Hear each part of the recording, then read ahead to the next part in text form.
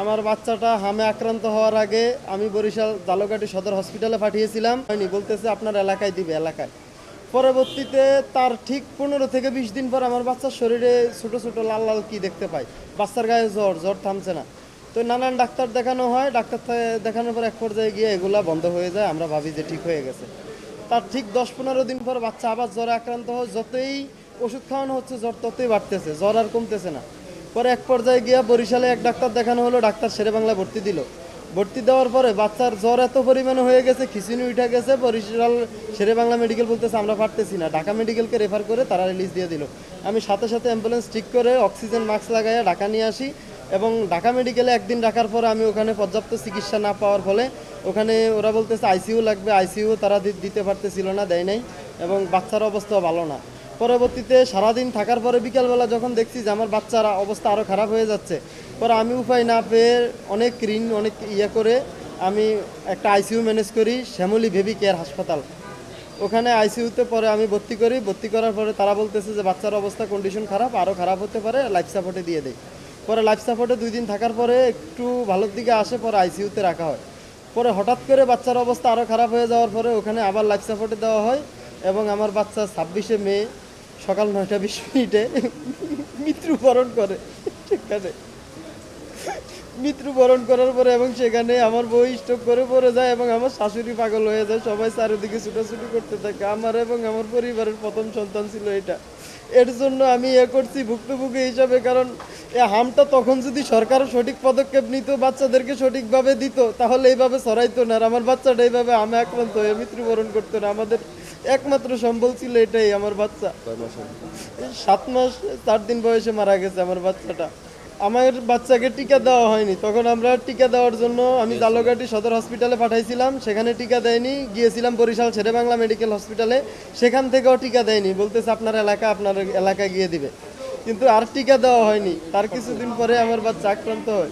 প্রায় 735 জন শিশু মারা গেছে এবং 1,05,000 শিশু আক্রান্ত হয়ে চিকিৎসাধীন অবস্থায় আছে, এবং তারা ইতিমধ্যে চিকিৎসাও পেয়েছে। এই হাম হচ্ছে এখন বর্তমানে ন্যাশনাল ক্রাইসিস হেলথ ডিজাস্টার। এই ডিজাস্টারের ফলে আপনি ইতিমধ্যে জানতে পেরেছেন যে পিতা তার সন্তান হারিয়েছে, মা তার সন্তান হারিয়েছে।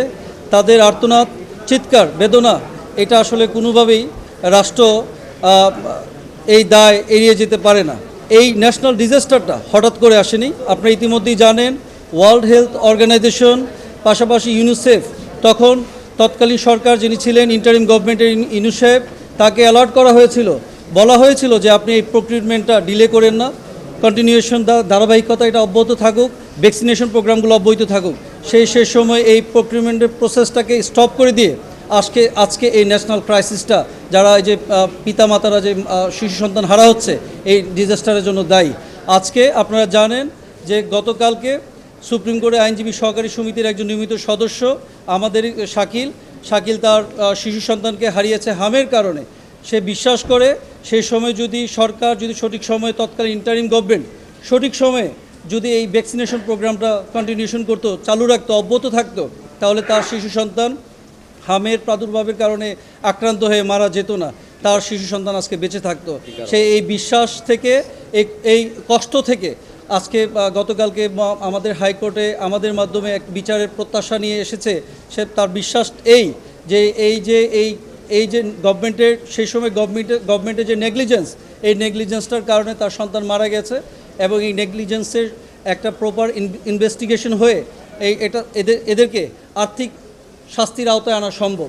সুতরাং তার এই বিশ্বাস থেকে সেই ইউনিসেফকে বিবাদী করে, এবং সংশ্লিষ্ট প্রতিষ্ঠান যেমন হচ্ছে আপনি জানেন যে হেলথ মিনিস্ট্রির সার্ভিস ডিভিশনের ডিজি সাহেব, ডিজি মহোদয়, ডিসি মহোদয়, এবং হচ্ছে এনজিও ব্যুরো, পাশাপাশি ইউনিসেফ, তাদের একটা কালেকটিভ দায়িত্ব আছে যে এই ক্ষতিপূরণটা আদায় করে দেওয়া। এবং সরকারের যে কনসার্ন অথরিটির কথা আমি বললাম, তারা থার্ড পার্টি অর্থাৎ ইউনিসেফ থেকে তার যে নেগলিজেন্সের কারণে এই হতাহতের ঘটনা ঘটছে, আজ পর্যন্ত মারা যাচ্ছে। আপনারা দেখবেন যে টিভির স্ক্রোলে দেখা যাচ্ছে যে হামে এতজন শিশু মারা যাচ্ছে, এই যে এই নেগলিজেন্সের পানিশমেন্টের বাইরে এইভাবে চলতে যাবে না। এই ভিকটিম আজকে চলে আসছে আপনাদের কাছে, কিছুক্ষণের মধ্যেই ও বলবে ওর বক্তব্য।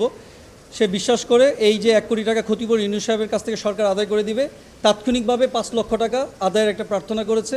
পাশাপাশি একটা ইনকোয়ারি চাচ্ছে যে এই নেগলিজেন্সের সাথে কে বা কারা জড়িত, এবং তৎসময়ে এটা একটা প্রতিবেদন আকারে কোর্টে দাখিল করার জন্য এই ডাইরেকশন চাচ্ছে।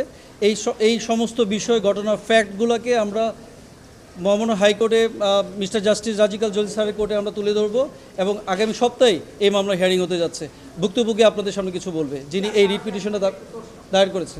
যারা এই ভ্যাকসিনেশন প্রোগ্রামের সাথে জড়িত ছিল, কনসার্ন অথরিটি ছিল ইউনিসেফ। ইউনিসেফ নিজেই বলছে যে ইন্টারিম গভর্নমেন্ট ইউনিসেফের দ্বারা এই নেগলিজেন্স হয়েছে, সমস্ত কিছু প্রতিবেদন আকারে চলে আসবে এবং কোর্টে দাখিল করবে। এই সমস্ত কিছুই এটাই আসলে তদন্ত হয়ে আসা উচিত। তবে এইটার যদি রিফ্লেকশন দেখতাম, যদি ওই ইন্টারিম গভর্নমেন্টে হামে মারা যেত, এই যে 2020 সাল থেকে যদি নেগলিজেন্স হইতো হাম প্রকিউরমেন্টের প্রসেসে, ভ্যাকসিনেশনের প্রসেসে, তাহলে 2024 সালে শিশু মারা যায়নি কেন হামে? এটা ফ্যাক্ট। এগুলো নিয়ে আমরা আসলে বিচার বিশ্লেষণ করার দায়িত্ব না, দায়িত্ব হচ্ছে কনসার্ন অথরিটি তদন্ত করে এটা প্রতিবেদন দাখিল করুক। যদি আপনার কথা তাই হইতো, তাহলে 2024 সালে হামে মারা যাওয়ার কথা ছিল। দীর্ঘ সময় বলতে এটা 2 থেকে 3 থেকে 4 ইয়ার্সের ল্যাপসের কারণে এগুলো হয়ে থাকে। এস স্ট্র্যাটেজি আপনারা এটা স্টাডি করে পেয়ে যাবেন, এবং এটা তদন্তও বের হয়ে আসবে।